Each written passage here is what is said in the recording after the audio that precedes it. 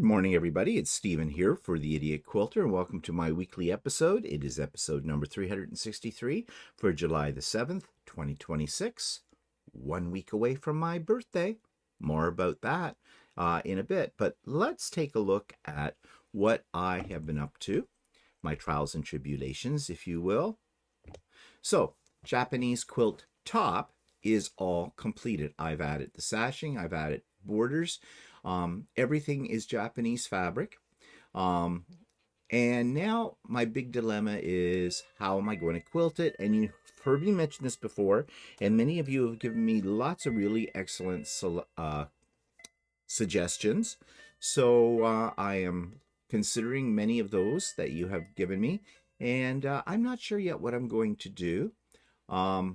Right now, it's hanging out in the Lucy room. I'm not sure when I'm going to get to it. Walter is still on Lucy. Well, he still hasn't done anything. Now, I haven't checked this morning because he was talking about, last night at dinner, he was talking about coming down here after I went to bed and working on it. So I'll go in and take a surprise look at that and see what's there. But yeah, oh, and I have a spool of thread in my pocket. Not sure how that got there. Yeah. Okay. You know, it's really bad when you open up your fridge and find your sewing thread in there. Yeah, makes you wonder, doesn't it? Okay, I am having a birthday in a week's time. So, yeah. Anyways, I digress, as I often do. I am really happy how this has turned out so far, so I really don't want to blow it on the quilting part. I have even thought about sending it out and doing quilting by check. But right now, I think I'm leaning pretty much towards sort of stitch in the ditch in around each square. Because really, those parts don't need a lot of stitching, quilting. Words are failing me this morning. It's because I'm now looking at this and I just got another idea. I could do sort of an echo stitch in each little white triangle, you know, to kind of make the star pop more. Yeah, I'll have to think about it. I'll have to, and I don't know when I'm going to get to this. I really don't. By the time I might be able to get to it, maybe Walter will have has perfected his skills, and he'll do it for me. He actually has kind of made some little sounds, I guess, about possibly doing it. So I don't know. I could see the gears running in his head when I was saying, you know, I'm not sure how I would quilt this. So I don't know. I know he's be a little bit afraid that he'd screw it up. I don't think he would screw it up. But yeah, we'll wait and see. But anyways, it is done and I'm happy with it. So now I can move on to other projects like table runners. How many table runners does one person need? I'll have to tell you this. I have a problem. I have a real love of table runners for some reason, making them. I'm not a big fan of table runners on tables. Well, that's not true. I mean, to me, they're a decorative element. They are not a, you know, what do I want to say? They're not a utility item, although they're supposed to be. Although this one, I don't know with the white in it. But anyways, it's a Christmas one, and I've started a little box of potential Christmas presents. I'm starting to go into Christmas mood, and I'll explain why I am in a couple of minutes. But these are things that do not have a designated home. So I'm putting everything I make from now until Christmas into a bin, into a basket. And when we get closer to the Christmas season, I'll seriously start considering where they're going to go. I don't have a lot of people to give things to, so they may get several items. I don't know. We'll see. But yeah, this is an In the Hoop project, though, as I've said. You've seen it before. I showed it on So Chatty. I'm really happy with the way it turned out. If I did it again, one thing I'd be more concerned about, and Walter pointed this out for me. Thank you very much, Walter. These, the leaves, the holly leaves, they're all going in different directions. Now, I didn't think about that because they're all done exactly the same way. But when you get it into the table runner, yeah, they are in different directions. I don't think that really takes away from the table runner. And it's one of those things like I know now, and so does Walter, and so do you, that these are not going in the same direction. But on the other hand, as one subscriber suggested to me the other day, it sort of gives the table runner motion because as your eyes scan across it, they seem to turn. Okay, that's a theory. And we can justify anything, can't we? But anyways, I'm thinking about making this one again. Excuse me for clearing my throat. I'm thinking about making it again, but in a slightly different colorway. I don't know what that would be, but we'll see. Okay, Artie's coming along. In fact, my plan today is to cut another section and get another section done. I had a little problem with this. I corrected the problem. It didn't come out the final size at this stage that it should have. It was out by about 1/4 of an inch. I have added some coping pieces to it, and it's okay. It'll work. Yeah, I hope. Yeah, it has to work because it'll be the right size. So I've got a couple of extra seams in this block. For those of you that are doing this, you will have noticed that right off the bat. I don't know why my sizes aren't coming out. I've checked my 1/4 inch seam allowance on my sewing machine. It is fine. So one thing though, I think as I carry on with sewing this, I'm going to use a little skinnier thread because that could be what's doing it. Now, I had this problem earlier when I was started working on this quilt, and I did go to the skinnier thread, and that helped. And I kind of, because I'd left this for a while, I kind of forgot that I had used that thread. So that's what I'm going to do today. Make sure my machine is loaded with the right thread, and we'll see how that works out. It looks fine. The other theory I have is just simply there's just so many little pieces. And for me, the little pieces are difficult. You know, I'm not very good with little pieces. But it's coming, and it'll be fine when it's done.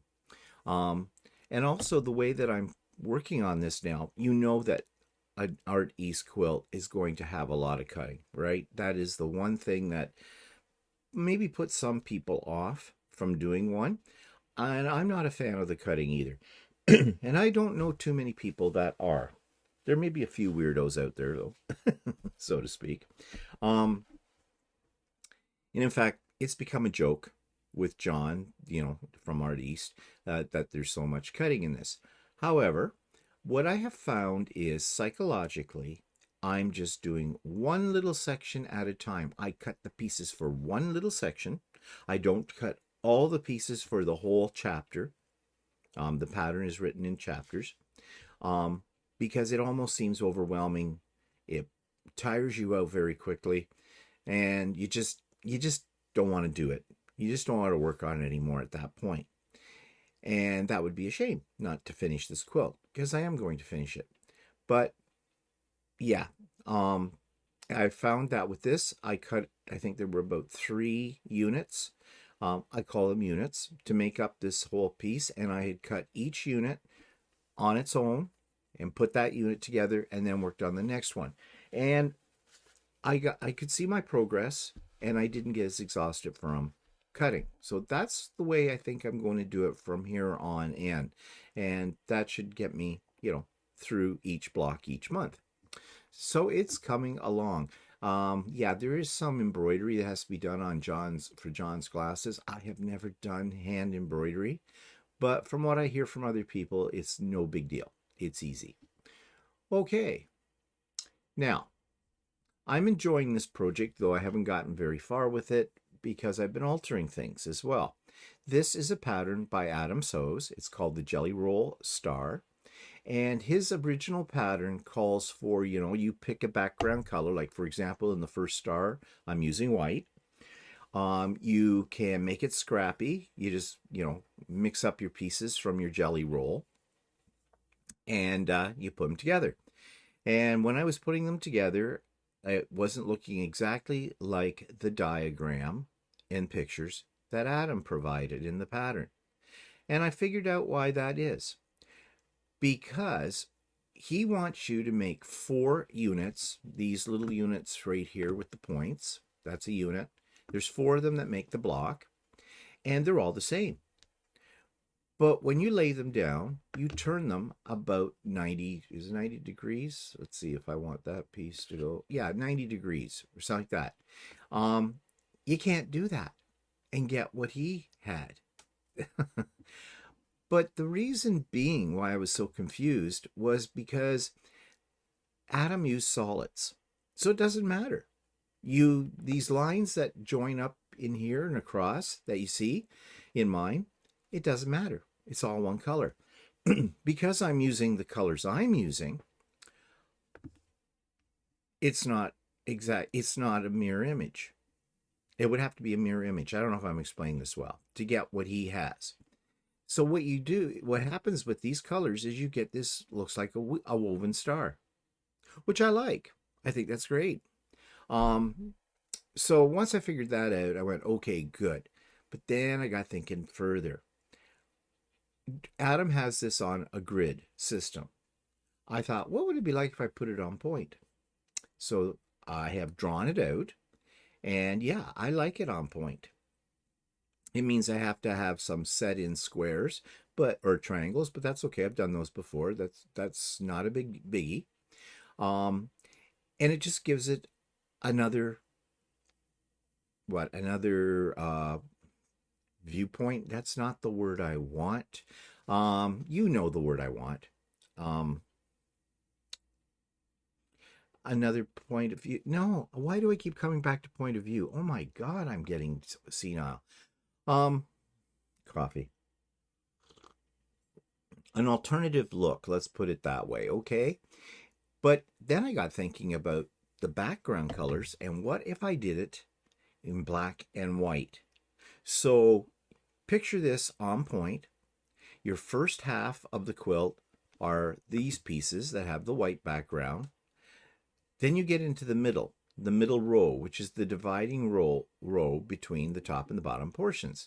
And if that was in a combination of white, as I'm showing here, and black, so the white part would be aligned up with the white of all the other white stars, and the black part, well, after that, you would do the black stars.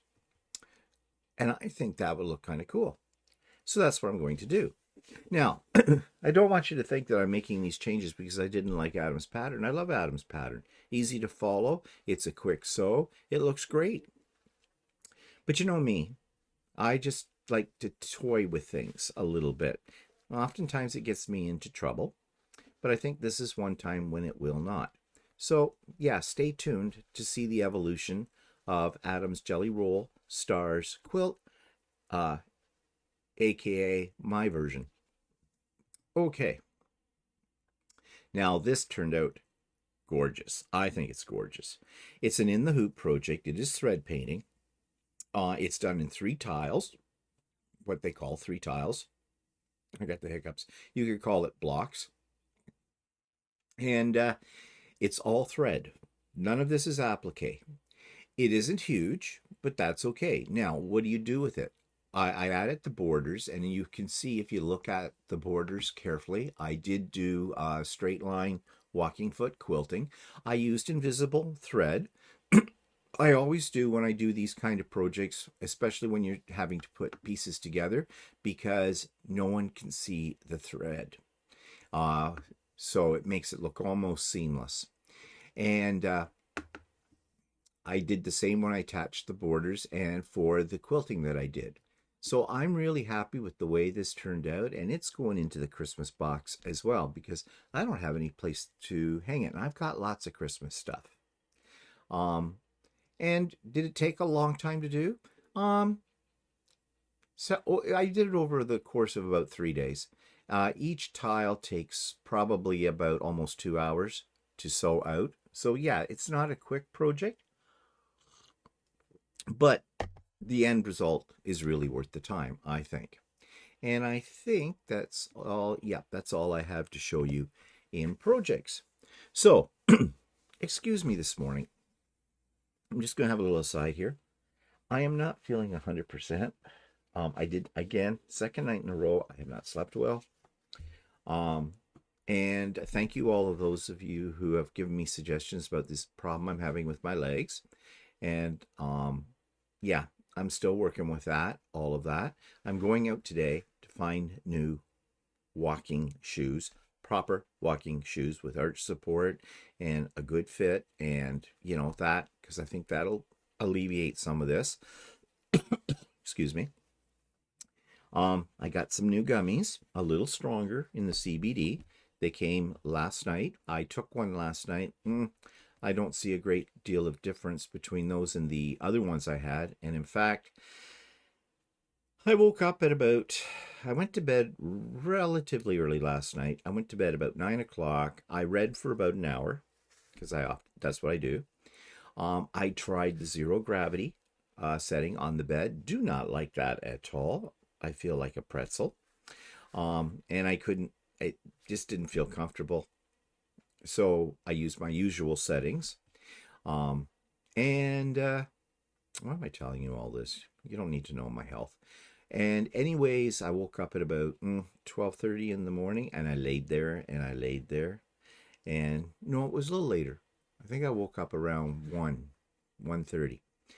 And it was like, my legs are bugging me. My head is going, like thoughts, couldn't turn them off. I tried everything. I finally decided I was fighting a losing battle. I got up. I popped another gummy, one of my older ones, got back into bed, pulled out my book, and I finished the book I was reading. So I finally turned off the light, and I wasn't tired. Usually when I start to read, it'll make me nod off after a while. It wasn't. So I ended up finishing my book. Got a new one on the go, though. And at that point, I'm looking at the clock, and it's like 2:30 in the morning. And I'm thinking, okay, I'm going to be just a waste when I do get up today if I don't get some sleep. So anyways, the gummy seemed to be hitting me at that point a little bit. Things weren't so bad, and I finally got to sleep. So I woke up at 6:15 this morning, and I debated, do I want to get out of bed? But then my brain turns on. I think about all the things I want to accomplish today, and yeah, I peel myself out of bed. So I've only had a few sips of my coffee. I need more coffee. I need to go on my walk again, and I need to get my day going. I'm starting my day with you here, but you can tell my brain's a little foggy. That might have been because of the double dose of the gummies. I don't know. And just since I'm on the side here anyways, just between you and I, this birthday's bothering me. Yeah, it's my 69th. I keep thinking about turning 70. I keep thinking about my health. I've been thinking about my parents and their health near the ends of their life. And yeah, it's bothering me. And I think that's part of my problem right now. Oh yeah, the leg thing is still happening. I've got some magnesium lotion cream coming sometime today, so I'll try that tonight on my legs. This was a couple of you subscribed to me suggested this, so I'm gonna give it a go. It can't hurt as far as I'm concerned, so give it a try and see. But yeah, anyways, I am sorry. I just went on, and I I say I don't get personal here. I do get personal, but I don't like to talk about how I feel. I mean, sometimes it slips out, but yeah. So sorry. Thank you for staying with me on this. Let's get back to the good stuff. Yes. Okay. let's talk about what's up. Well, sewing with Stephen on Wednesdays, as always, highlight of my week, when I get together with friends, and you are friends, and we sew. And if you've never been to one before and you've been apprehensive about it, you've heard me say this many times before, nothing to be apprehensive about. I guarantee you're going to have a good time. And speaking of a good time, I am having Stephen's birthday bash pop-up sew day this coming Saturday, July the 11th, starting at 8 a.m. Eastern Time, running until 4 p.m. Eastern Time. There will be prizes at this one. This one's a more special pop-up sew day. Do you have to register for it? No, you do not. It's come and go as you please, as are all my pop-ups. So just show up. There is one little sticky thing. If you want to win a prize, when the prize draws happen, and they'll happen throughout the day, you need to be physically on your computer with your camera turned on at the time that I make that drawing. If your name comes up and you're not there, you can't win. So yeah, I'm a bugger for that, but it's my party, and I'll be a bugger if I want to be. Anyways, yeah, so I hope to see many of you to help me celebrate my 69th birthday, which technically is not on Saturday. It's not until 1 week from today, Tuesday. It's the 14th. If you're writing this kind of thing down in your occasion book. Yeah. And yeah, it should be a great time. No, I was going to tell you about it. Oh yeah, yesterday I sent out an email to everybody on my mailing list with the link for it, but you will find the link below as well in the show notes.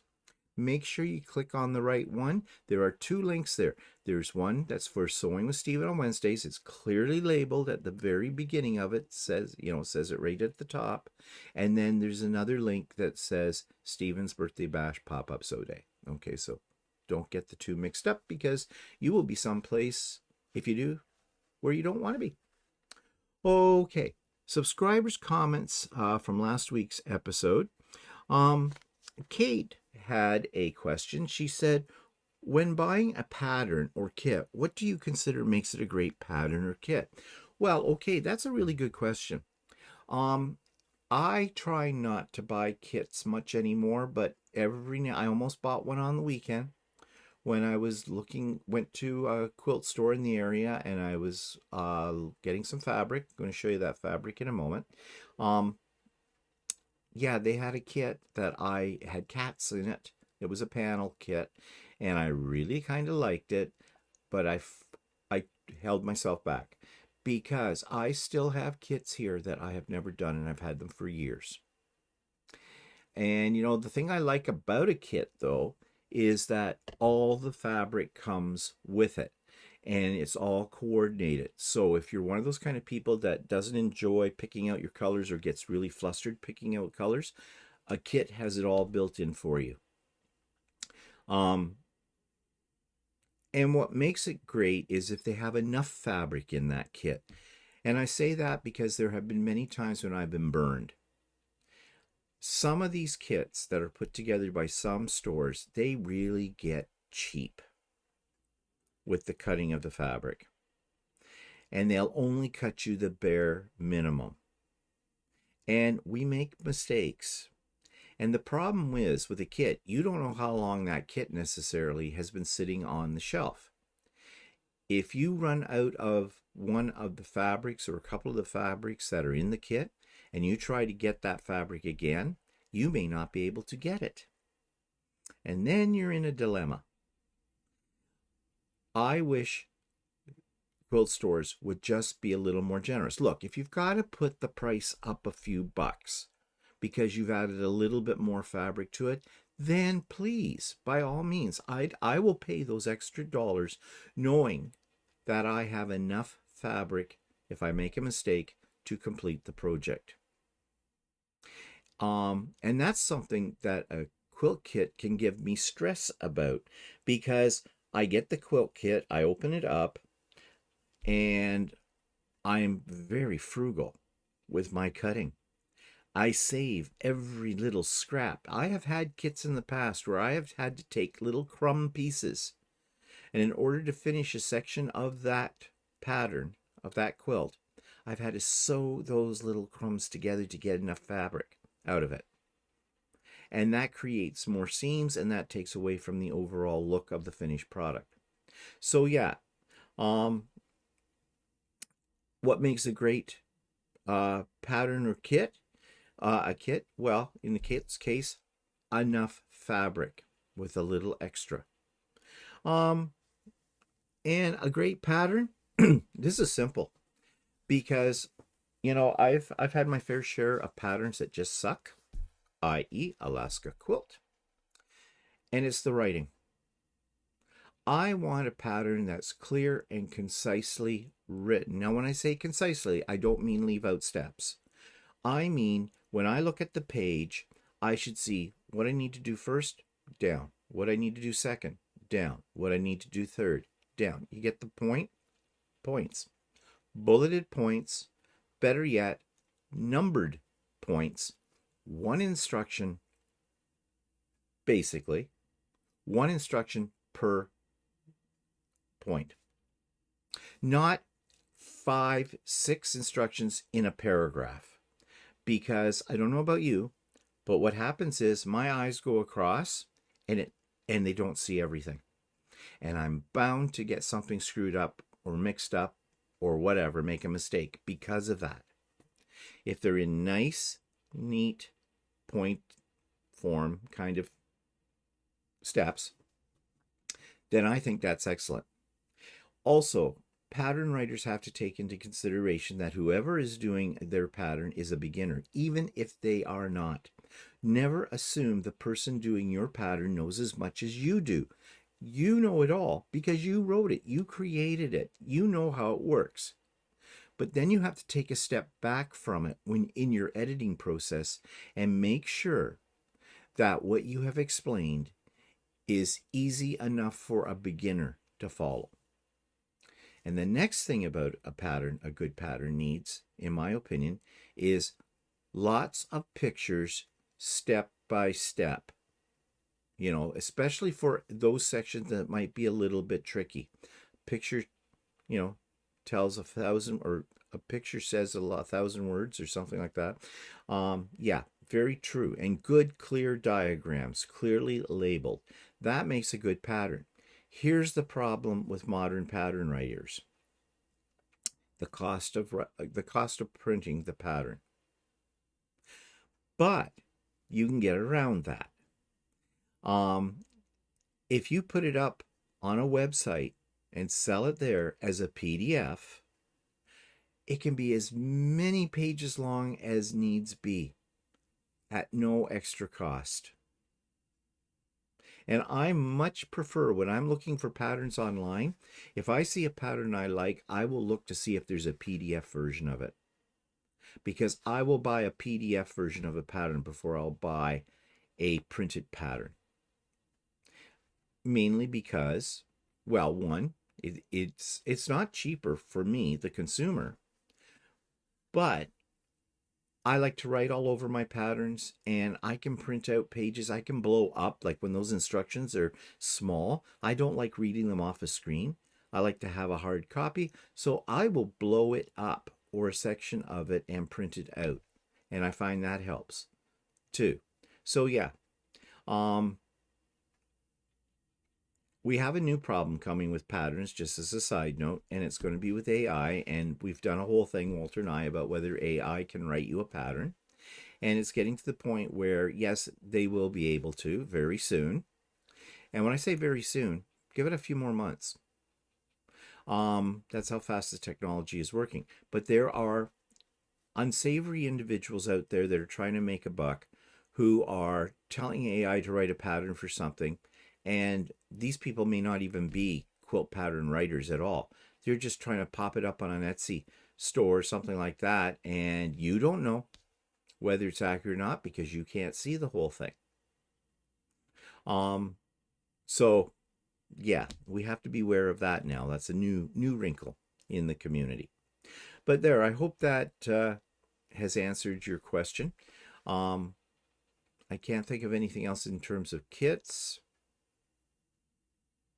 except for the trickery in getting you to buy a kit, they're always very nicely laid out in the package. The fabric has been folded in such a way to attract your eye, like that cat one I was mentioning. That's what attracted me. They had folded the panel in such a way and put the fabric around it kind of in chevron out in it. It was very, very attractive. The packaging alone. Then I did see the panel, however, hanging up, and looked at it, went, no, it's not just one cat. It's a whole bunch of, like, squares with different cats doing different things in it. And that turned me off it then. Thank goodness. Because I don't like those kind of panels. I really don't. I thought it might be just this one cat, which was really cute, but that was because of the way it was packaged. You see? And you can't take the package apart. No. So, yeah, another thing about kits. Okay, Kim F said, don't knock those 1 or 2 word comments. This is in reference to my discussion last week about comments. They still help boost engagement. Viewers know that, and so a quick 1 or 2 word comment when they otherwise would not have commented at all may just be a viewer's way of doing a little extra to help you have it a successful channel. Okay, thank you. Yes, you're true. That is probably very true, and I appreciate your comment. But that's assuming that I am concerned about my subscriber count and my comment count because of the monetization of the channel. No, my channel is monetized. It has been for a long time. And yes, it is nice at the end of every month that I get a few extra dollars because of advertising, and because the more people that come and view the video, the more money I make. Now, they don't pay a lot. Google's, it's pennies for each view. I was averaging, after tax, they take 30% of the money away from me, right at source, for American tax. That's a whole discussion on its own, and I can't do anything about that. So I will clear, on a good month, I might clear $200 Canadian. I've been averaging lately, though, more like about 180, 170, something like that after the tax money. So I'm not in it for the money. I really am not. So you say, well, then why bother with the monetization? I have no choice. I can turn the monetization off. That will not turn advertising off. So since they're going to throw the advertising on the video anyways, I might as well get something for it. So that's how I look at it. But to me, yes, it is nice to have a large subscriber base, and my base has been going up in dribs and drabs over the last few months. And that's okay, because it says, well, I look at it as a gauge that I'm doing something right. But I am not worried about, going viral or anything like that. So, yes, your suggestion is good. I enjoy the comments, as you know, and I do try to answer. I read every comment, and I do try to make some form of a reply to every comment. Sometimes it's just a little heart, as I've told you before. It just means, yes, thank you. I've read your comment. I appreciate it. Other times it's more of a comment because you've asked a question or whatever. So I am not knocking the 1 or 2 comments. The 1 word ones are not. Though when you get a comment like this, hi. Okay, well, hello. Do you see are you getting my point? I need a little bit more to work with there. I mean, I appreciate the greeting. It's nice of you to be friendly and everything like that, but what am I supposed to do with that? You say hi, I go, hello. So there you go. Okay, now another one, and I don't know how to take this comment, and I'm not even going to identify who it was that put it there. I don't know this person. I don't know if they're new to the channel or what. I don't know if I've taken this the wrong way. And again, this is something that's important in comments. Choose your words carefully. Words have meanings, and be careful how you use them. Well, this person wrote, you should reconsider showing your art to the world via public media if you are too precious for the critique, or simply turn off the comments. Okay, the way this is written, the syntax of the sentence, I'm sorry, I'm an English teacher, doesn't work. I'm not sure exactly what they're saying. So breaking it down, you should reconsider showing your art to the world via public media. Okay, YouTube is a public media. Are they talking about extending it into Facebook, Instagram, that kind of thing? I don't do Facebook. I don't do Instagram, because there's way too many problems with both of those platforms, as I'm sure most people are aware. If you are too precious, this is where I take this as an insult. When you call somebody precious, in my mind, you're insulting them. You're saying they're high and mighty, and I am not. If you're too precious for the critique, or simply turn off the comments, I think they meant then turn off the comments. I am not too precious for a constructive criticism, a constructive comment.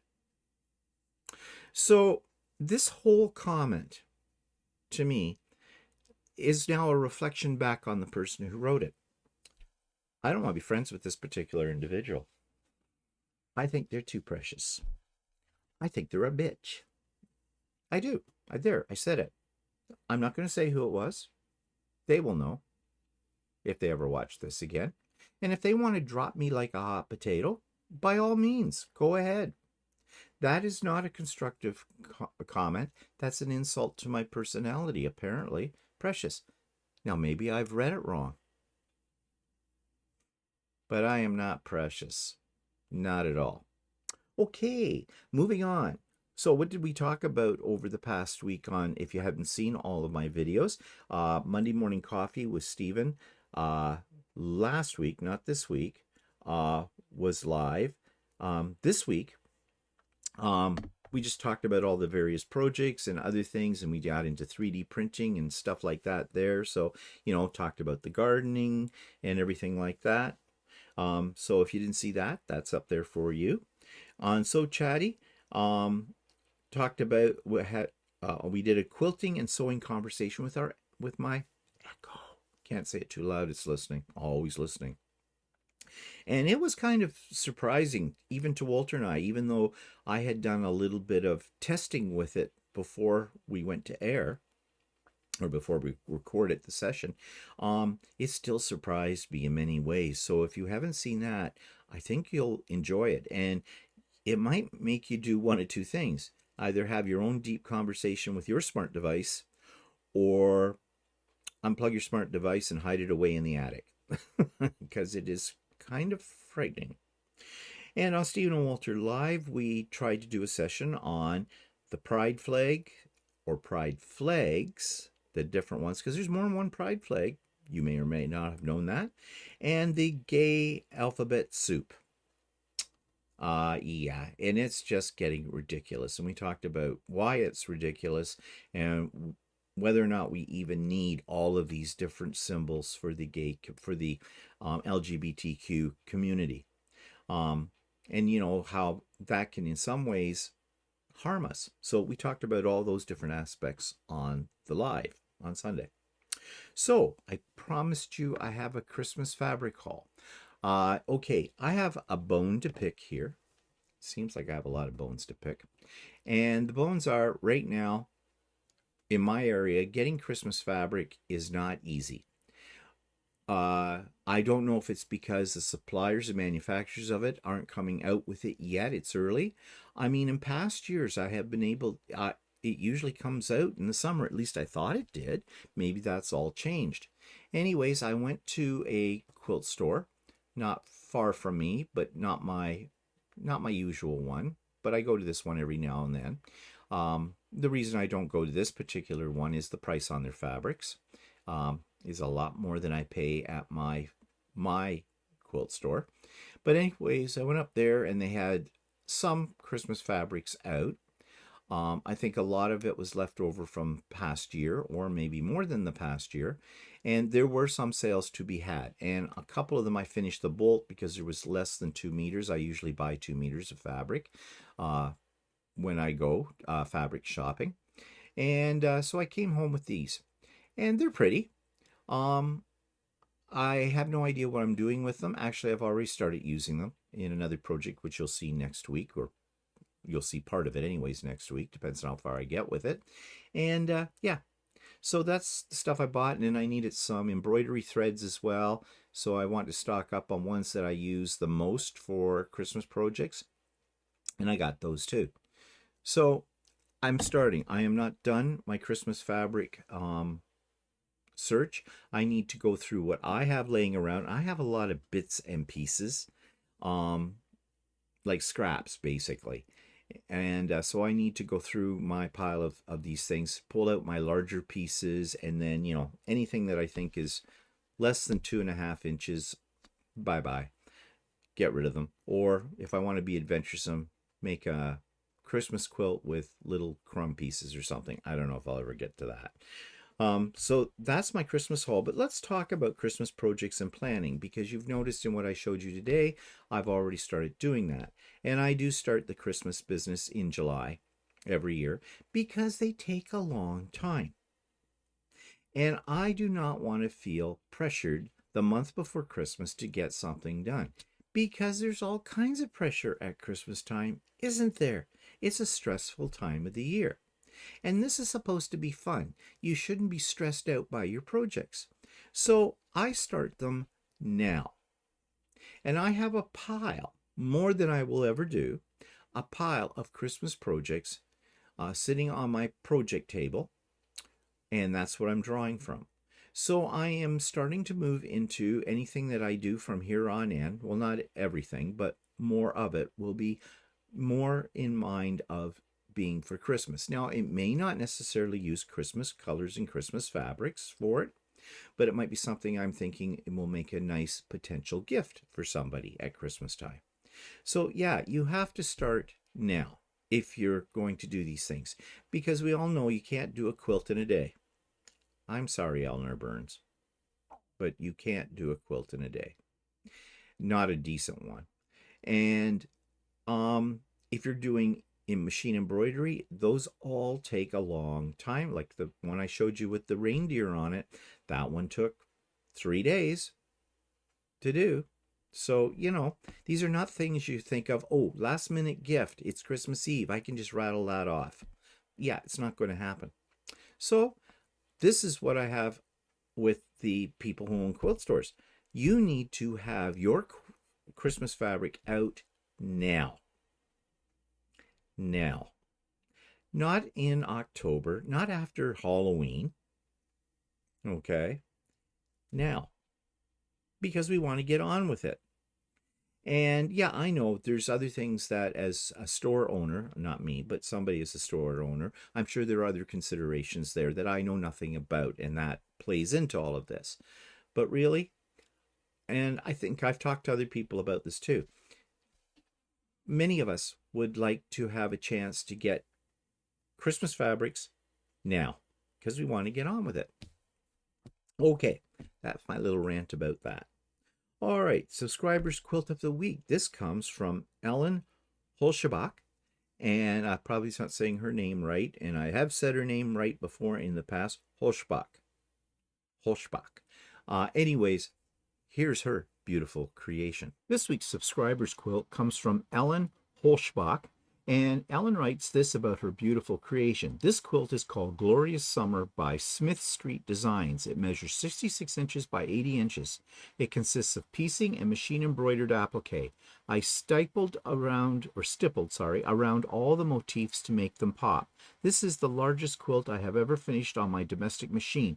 It hangs in my front room for all to see, and that's a really great place for it because I am sure you're very proud of this. A lot of work went into it, I can tell that, and it is absolutely gorgeous. I love the applique on it, which is something that I want to get back at and do some more of. Haven't in quite a while, but you have done a brilliant job of it. This is a very, very nice quilt, and I'm sure it took you a long time to do it. And I think your design, although for the quilting is simple, it definitely enhances and makes your motifs really pop from the background of your quilt. So excellent quilt. Thank you for sharing it with us, Ellen. It is beautiful. And you know, I've been talking about the issue with the 1/4 inch seam allowance on my Art East.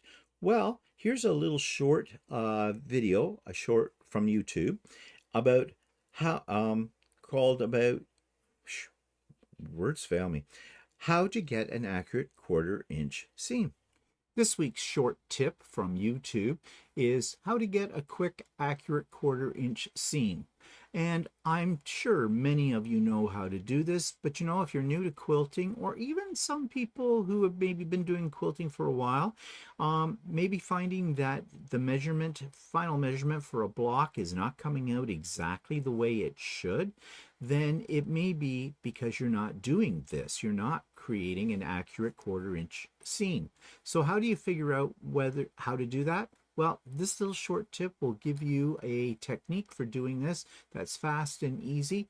And really, I think it is something that all of us should be made aware of, because it makes a lot of difference in accurate piecing. Now, this is a long video already today, and I think what I'm going to do, because it's already kind of long, I was going to put in the last part of Healing Waters, finish it up, but that video clip runs 32 minutes. So what I'm going to do is I'm going to split it into 2 parts. So you're going to get part 1 of the end of the quilt now, and I'll put the second part in next week. So you may want to grab a cup of coffee for this. And why am I looking at myself in the little corner? I'm up here now. So yeah, I'm going to divide it into 2 parts. So this is part 1 of the last part of the Healing Waters quilt. Okay, so my quilt is all quilted. It has all been squared up. I've made my binding, so now it's time to attach the binding to the quilt. So I'm going to show you my method for doing this. There are other methods that people use. I do not do hand binding. I do not sew it by hand. I use the machine. So when you're using the machine, this is what I was taught a long time ago, and it makes sense to me. You start on the back of the quilt, and you want to take some of your binding, take it out. You want to leave about a 12-inch piece free. Match up the raw edge of your binding with the raw edge of your quilt. And then I use clips. You can use pins. I like clips. I just think they're a little easier than pins, and I don't stab myself, which I have a tendency to do. So I just put in a few clips, making sure that I have it all lined up.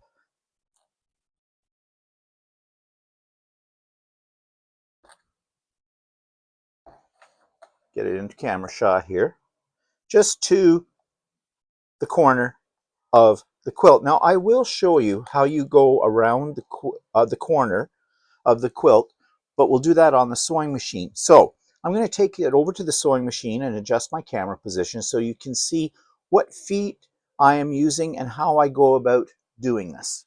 Okay, I hope you can see this okay. So I want to talk first of all about what foot I'm using. I have a Janome M7 machine, and so the foot that I am using right now is a walking foot. It's part of their system of walking feet, and I'm using what they call the HP 1/4 inch walking foot, and I'm using a special plate for that as well, for the high performance. They call it, HP stands for high performance. This is the one I like best. But the bottom line here is, why use a walking foot? Well, you've got 3 layers of quilt plus a double piece of fabric. So you're going through 5 pieces of fabric. And things can get pulled crooked if you're just using a standard 1/4 inch foot. Now you can use a standard 1/4 inch foot if you're careful.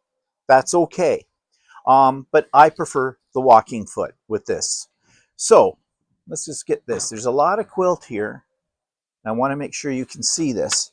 So a moment ago, I just attached my binding with clips, raw edge to the raw edge of the quilt on the back of the quilt. And so now I'm going to stitch it down a 1/4 inch away from the raw edge.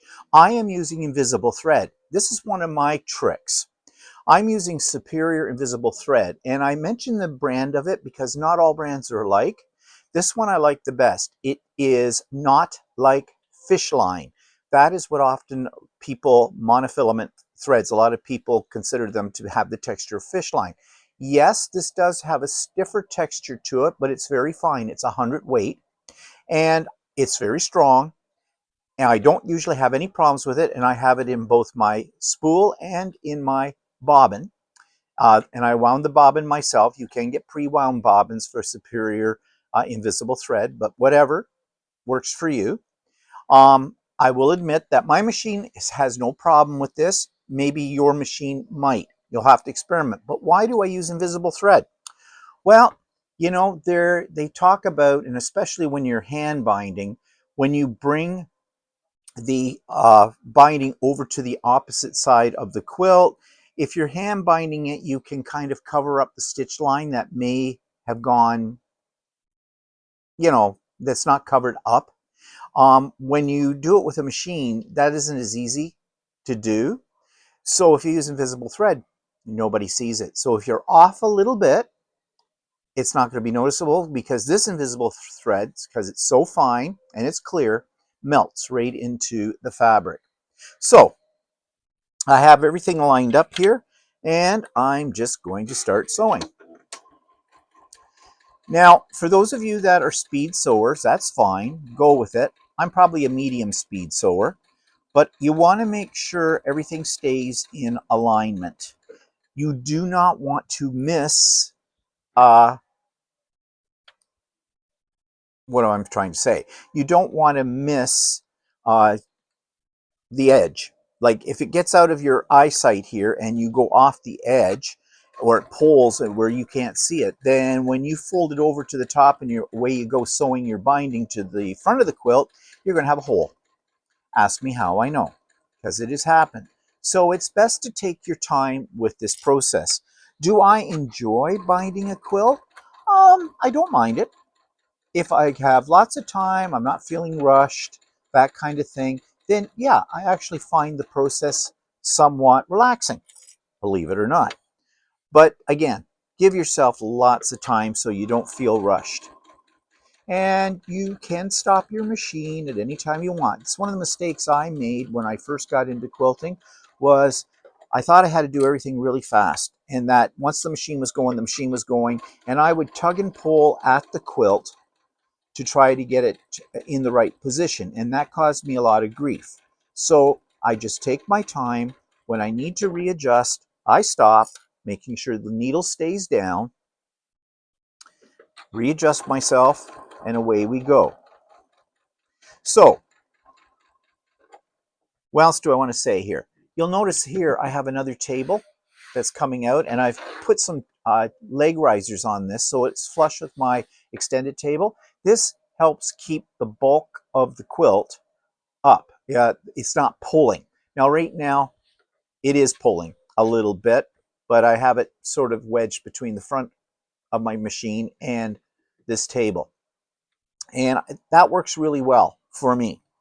Okay, so we're coming to the corner. Now, on my foot, where's my, you won't be able to see this very well, but I'll point it out.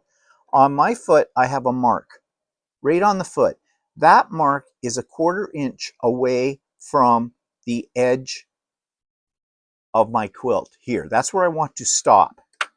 Now, I know some people do stop it before it gets there and do a 45-degree sort of stitch across to do the corner, and I'll show you that. But I find that's awkward. This works better. So I try to get this mark lined up with the very edge. One more stitch. And then I stop And then my machine does an automatic tie off. So I just push the automatic tie off, and it's going to cut my thread after it's knotted it. Now, this is not the way you'll see it done on videos. But I do, and this works really well, because now what you want to do is you want to make a 45-degree turn. So you take, trying to keep my hands out here, you take your binding, fold it over so that you get a 45-degree angle from this corner to the edge of the binding. I hope you can see that. And I give it a little finger press, and then I just put my finger here and I bring this over right across and make a nice little fold here. You do not want this piece that you folded here. Okay, I know you can't see that. You don't want this little piece, this line right here. You do not want that to stick out from under your binding. You want the edge of the binding that you're folding over and that little 45-degree piece to be in line with each other, the edges in line. And you want this edge, this top edge right here, to be in line with the edge of your quilt. When you've got that adjusted, I like to put a clip in the top and one just below, like that. And now I'm going to swing the quilt. And this is probably the part that people really dislike the most about binding a quilt, is wrestling with it, because it's bulky. Okay, I hope I didn't hit anything. Now, I'm hoping you can still see what I'm doing here. Okay, so I'm just going to put a few clips down about 12 inches or so, whatever, just to keep everything in place. Reposition this under my foot. I'm going to take this top clip out. Now, on my sewing machine, again, this is going to be something that's very difficult for you to see, but you have to figure it out for your foot. I know if I take my quilt and push it under the foot and line up the top edge with, there's a little line up here, the very top. I line it up with that, and I know that's going to put my needle in position so it will be in alignment with the stitch line I've already made down on the side of the binding. And I'm going to line up the edge of the foot with the edge of the quilt, and I'm going to drop my foot and carry on.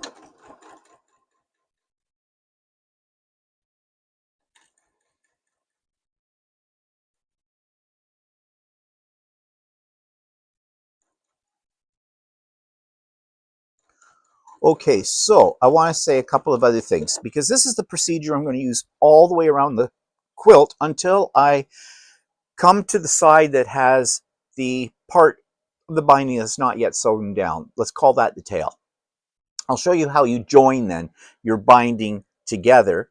There are different methods for that, but I'll show you my method in a moment. But I also want to talk about strings, little pieces of the fabric, the fraying parts that'll stick out. I used to cut those all off, and then there'd be more. It just kept going and going and going. So I just kind of take my finger and just push them off to the side, and we'll deal with them when we come to the front of the quilt, when we finish up the binding, and I'll talk about those again in a moment. So I'm just going to continue here, sewing along this. I'm going to, when I get to my corners, I'm going to do the same thing. I'm going to stop a 1/4 inch away from the edge of the quilt. I'm going to give it a, pull it across so it's in a 45-degree angle on the corner. Going to give it a finger press. Oh, and when I stop, I'm going to push my end button so it'll do a back stitch sort of a thing, and cut the thread, do the fold, then bring the binding over top of that, making sure my 45-degree fold is in line with the edge of the binding, clip it, and then carry on with my sewing using the markings on my foot. So I'm going to carry on here doing this, and I will come back and show you what you do when you get to the point where you need to join your two pieces of binding. Okay, so I've taken the quilt off the sewing machine and I need to join my two tails. There's one and there's another one right there together. How do we do this? Okay, first of all, take the shorter of the two tails. You want to have enough to play with here. So take the shorter one and find where you think any point will do, as long as there's lots of tail beyond it. So take your pin and just put it in there to mark that spot. Then lay the tail over this, take a ruler, and because this is a 2.5 inch piece of binding, then it's 1.25 inches in width here. So we're going to take 1.25 inches. We'll use the width of the binding is the same amount that we want to cut off beyond where I put my pin. So I'm going to put my ruler on here and line up with my pin, 1.25 inches, and I'm going to draw a line. And then I'm going to take my scissors and I'm going to cut that piece off. Okay, flip that back, take the other tail, and I'm just going to pull it down here. This is kind of awkward when I'm trying to do it on camera, but I've left a fair amount here unsewn, and you'll see why in a minute. But for now, what I'm going to do, just to make sure that I'm not pulling it too tight, I'm just going to put in a few clips along this piece.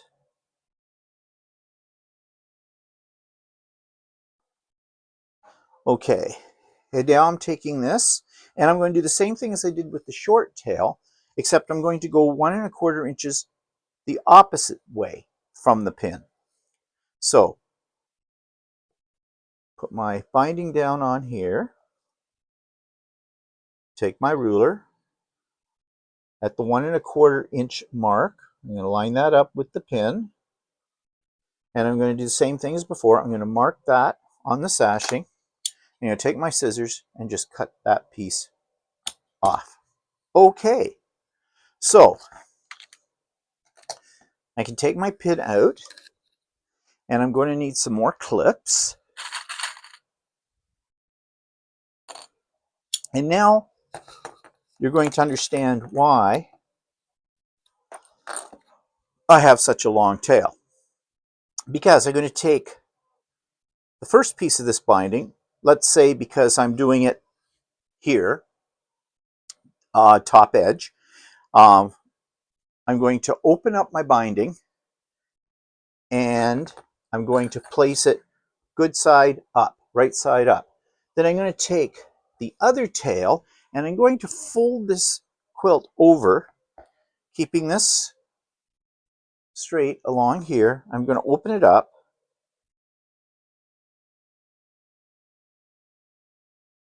If I can get a hold of it. Yes, here we go. And I'm going to put the two pieces together. Now I may have to manipulate the quilt.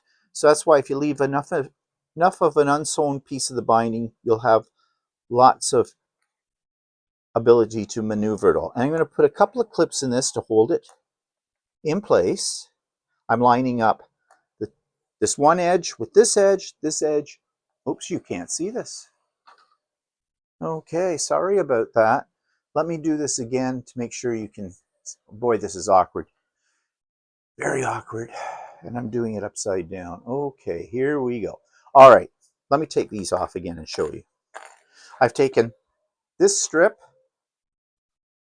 opened it up, right side up, taking the second strip, opening it up, right side down, laying it on top of the other piece of binding, lining up this edge. Oh, I'm off the screen again. There we go. Lining up this edge with this edge. I'm going to put in a couple of clips to hold it in place. And now I'm going to take my ruler and my pencil, and I'm going to draw a line from this corner diagonally across to the bottom corner. Now I have to look to see where that is. I'm just going to put a little mark here where that edge is and draw a line. Now, I'm going to take this to my sewing machine and I'm going to stitch down that line. And then I'm going to take just a pair of scissors. You could take it with a rotary cutter, but it doesn't matter. But I'm going to cut off a 1/4 inch away from that line towards the point out there, back here, that way, a 1/4 inch, and chop that point off. And then I'm going to open up the quilt. My binding should all pop into place. I'm going to clip it along the edge and I'm going to finish sewing the binding to the back side of the quilt. And that's the method I'm going to proceed with. I'm not going to show you that on camera because it's very awkward to do so, but I think you'll get it. So just again, I've drawn my line. I'm going to sew down that line. I'm then going to cut away from that line a 1/4 inch. And then I'm going to open up the quilt. My binding will pop into place. I'll clip it and then I'll sew it where I left off sewing to the end. And then when I have that done, I'll show you how we handle the front of the quilt. And so under have you seen this? Recently I've been revisiting my Deb Tucker Studio 180 rulers because I have a couple of them and I don't use them at all. And I know that some people have done this Alaskan quilt you've heard me talk many times about and curse. They use the Deb Tucker rulers for it instead of the ruler that was designed by Edita Sitar. For her, it's her quilt pattern. So I was in and I was talking to Donna at Ultimate Sewing this week, my go-to person when it comes to problems with quilting, because she is an excellent quilter and she has done the Alaska quilt. And we got talking about the Deb Tucker rulers, and she absolutely loves them, has many of them, uses them all the time. And so she kind of inspired me to go into my ruler drawer where, you know, I have a ton of rulers sitting there and pull out all my Deb Tucker ones. But of course, I don't have the instructions for those. And I thought, well, I'll go online and find them. And this is what I came up with on Deb Tucker's site. I have linked this in my show notes, so you can go here too. But she has all these free downloads and the tool instruction sets for every one of her rulers. So, you know, like Tucker Trimmer 1, you go to this and it comes up as a PDF, and you can download this to your computer, you can print it out, and you have got a ready reference for how to use the ruler. But something else I saw that I thought was really interesting, if I can go back here, okay, go this way, is, let me see here. She has all of these blockbusters and, you know, how to make these, and she tells you which rulers to use with those and how to get that, which is great if you know you want to make a sampler quilt or something like that, or just a quilt based upon just one block. So these are all free, all downloadable, all printable. But the one that really interested me, let me see, where is it? These are, let's see. Huh. All right, now I can't find it. There's one that she has that lists all of the rulers. These are free patterns.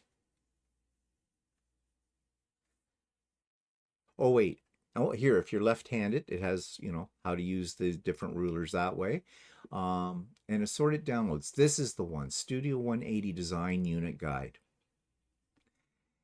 This shows you what each one of the rulers, like the wedge star, what you can make with it. And it does it for all of the rulers. Star 60. Let it load up here. Takes it a second. There we go. So you can have a quick guide as to which ruler to use for which block, like wing clipper for flying geese, that kind of thing. So I thought that was really helpful as well there. So yeah, as time goes on, I think I will when I'm working on a pattern, I think I will go to this guide and see if I can use a Deb Tucker ruler with it, because they are really good. I got some of the rulers when I first got into quilting, and I used them then. And then, as things happen, as you evolve in your quilting journey, you go to other rulers and things, and you have ones that you use all the time, and you forget about ones that might actually do the job better, or that you don't need to buy a new ruler for that project because you've got something that will do the same thing in your stash. So you save a little money there. Okay. So as I said, the link for that is all down in the show notes. So that brings me to the end of today's episode. Sorry, it's long. Just me.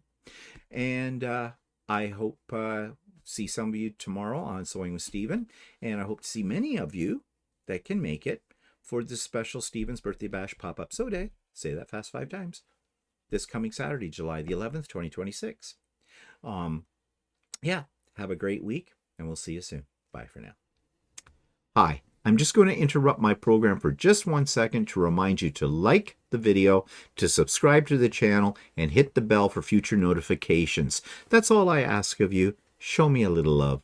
Thanks.